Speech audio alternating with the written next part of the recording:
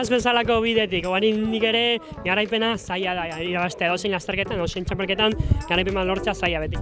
Bai, azkenean garaipena lortzeko egune ona auki behar dozu eta dena alde eukitzea, eta gaur hasieratik nahiko ondo sentitu naiz, egia da hasieran tentsio asko egon dela, azkenean ez da egon hor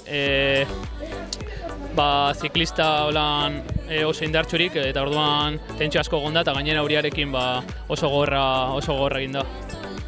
Egia da gaur esaldiak ez zuela tarte handirik hartzen, baina gero minutu hori azkeneko kilometroan sartuta gaintzan gora gorka oso indartzu zegoen eta asko hurbildu zaretek, oso segundu gutxi izan dira, baina ezin izan da zu harrapatu.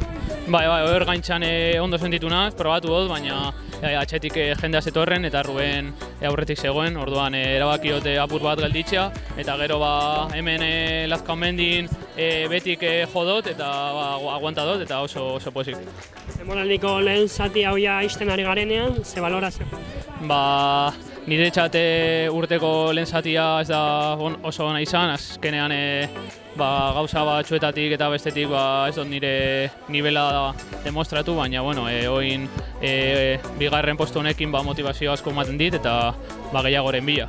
Zorionak. Eskerrik asko.